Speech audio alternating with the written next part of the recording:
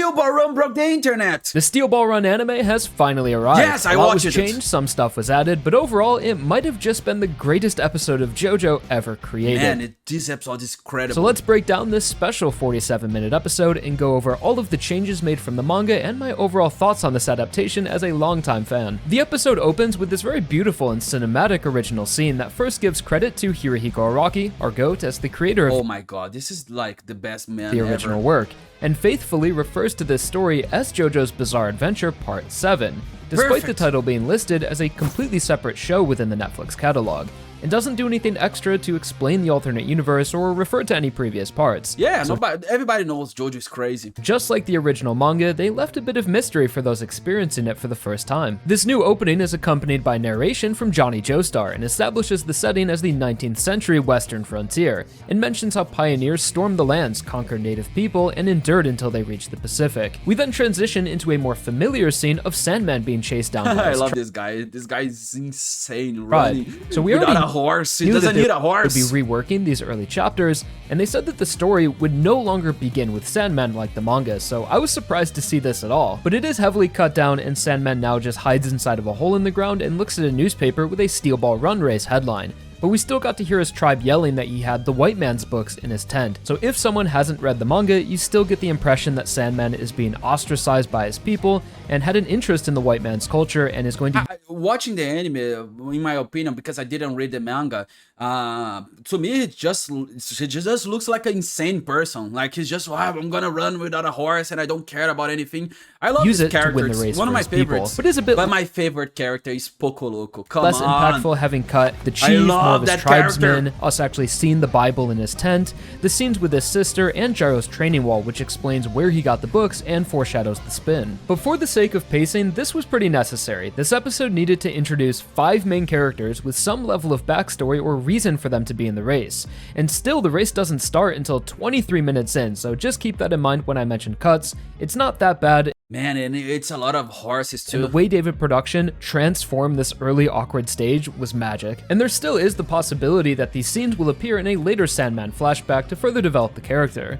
Also, all of the hints of Sandman's original stand have been removed, which is more of a correction than a cut, as early on it looked like he had this sand-based ability, but we never saw it again, so it makes sense to just remove it. We then arrive on San Diego Beach a few days before the race, and I this don't think they show his stand during this episode. entire scene of an associate voicing concerns to Steven about the unexpected turnout and how it could be a failure is cut, and replaced with I us love this cut because the guy's like, I'm sure of everything. The main guy, the strange head guy, and then he's crying over his girlfriend. just seen a lot of racers showing up, with one mentioning that the toilets are overflowing. And I'm honestly not surprised that they cut the line of Steven talking about Asian people eating the dogs and the French people walking around naked. We now see Johnny a bit earlier than in the manga in a new scene where he's looking towards the race admissions booth but hesitantly rolls away. The funny thing about this episode, something got into his legs and he doesn't care. Like, I'm gonna ride my fucking horse, I don't care. Switch back to the press conference, which had a bunch of cut dialogue, mostly just inconsequential details about the race, but it's no longer mentioned by the reporter that Lucy Steele is 14 years old, which was kind of important to make us think differently of Steven at first, but then explain their relationship later on. In the next few Wait, is this girl his wife or not? I don't know anymore because I thought this girl was this guy's wife. scenes, we start to see how the production went about really reorganizing things to make the pacing have a more natural flow.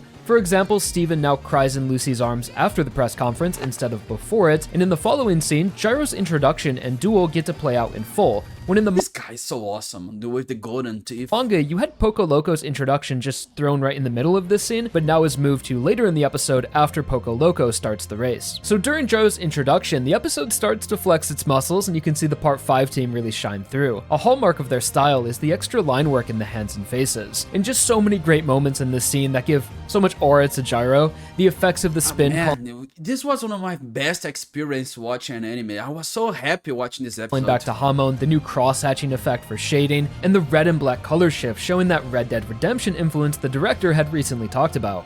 We then get into Johnny's introduction, and I really forgot how much of a stubborn jerk he is at the start of the race, which just shows how much he's going to change throughout the story. And like in the manga, after meeting Gyro, it then leads into this guy's so annoying. This guy on a wheelchair. Just drop him on the ground. Backstory, where they made a pretty significant change and reveal that his brother Nicholas died in an accident, which wasn't mentioned in the manga until chapter 42. And overall, the visuals are very different. I don't think it's bad knowing that, because that made me like the character more. Because in the beginning, I was like, come on, bro.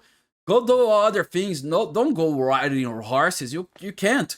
But then when I saw his brother, I thought, yeah, don't ride a horse. If he died and he was better than you, you're gonna die too. Using the young Johnny design we didn't see until later, but still tell how he was once a prodigy horse racer that fell from grace and after becoming paralyzed was abandoned by his family. The anime adds a new scene right after this flashback that shows Johnny crawling into the admissions booth and gets his 939 racer number when in the manga he raced the first stage without a number. When Gyro is watching Johnny try and ride Slow Dancer, he no longer has this small interaction with Sandman. Instead, we just see him arrive at the admissions booth and pays for his entry with an emerald, which is no longer covered in sand or mentioned to be a family heirloom. And at the start of the race, as expected, a lot of the opening ceremony was cut, like the mini horse march and the trophy frozen in ice. Wait, the horses are mini horses? What? What's this? I know people love this horse march, but what even was this? Were they robots? And none of this was really relevant. I don't think we ever even saw the trophy again, so better to just start the race. And once we actually kick things off is when the true Abdo is in the anime and he's riding a camel. Magic of this adaptation begins, and so much of this first stage is adjusted from the manga, so it would be pretty monotonous to just list every difference, but everything they did change you don't even really notice and was 100% for the better. And I really want to emphasize how well of a job David Production did in transforming the early stage of Steel Ball Run into this well-paced short film essentially, that uses its time to tell the original story in its own visual style, but also fully. And they show everything you need to know, because I don't know anything about the original story. But after the first episode, this 46-minute episode, after this, I was like, okay, I understand everything I need to understand. I'm obsessed already. I want to watch this. Captures Part 7's overarching theme of motion, where once the race starts, it feels like we never slowed down until the finish line. Even the scenes I was most worried about, like the mid-race. And they have Diego Brando, the Mexican deal. And oh my god, Poco Loco is the best character of all time. He's insane because he believes he's lucky and he can do everything. And he can, to be honest, because he surfs a fucking cow. He surfs a cow! Like, he used a cow to continue to dialogue and the explanations were executed perfectly. The camera angles and loops were dynamic and never felt stiff or repetitive, and were of course balanced out with tons of high frame horse racing. So what the adaptation sacrificed in manga accuracy more than made up for what was lost by creating a fun, fast-paced horse race that evokes feelings of hope and storming the new frontier, which is the essence of Steel Ball Run. And going hand in hand with the animation, which I thought was some of the best in the series, is the music. They were not lying when they were hyping up this soundtrack. The rhythm of the themes that flow like water from one character. Man, I can feel the guy talking, like he's so happy. To the next, truly feels like you are dancing with Steel Ball Run. Yes. And further amplifies the theme of motion. It's like the episode just throws you on a saddle and brings you along for the ride. Some notable character themes were the upbeat groove of Poco Loco, with the theme even saying "Hey Ya," the name of his stand. And Diego's theme being like a remix of the original Universe Dio's was very nostalgic. And I love— Wait, his legs are so weird. Jojo made a guy, like, he looks like Frankie from One Piece. Like, it's weird, those legs. The audio boom sound effect they used, similar and his horse has a star! To time stop that happened whenever Diego had made a burst or taken the lead, not only referencing his speed being similar to time stop, but also some very early foreshadowing. So by the end of the first stage, one of the biggest changes you might have noticed, if you read the manga, was the decision to not show any stands this episode, and overall undermined the supernatural aspect of the spinning ball is not a stand? Series besides the mystery of the spin. So originally you had Sandman show a ghost arm and Poco Loco stand physically appeared a whole bunch throughout the first stage, and gave the impression that this stand ability was making him lucky. When in the anime, you only hear it talk a little bit, just hinting at something, but you never see it, so first time watchers might assume his luck or confidence is coming from the fortune teller.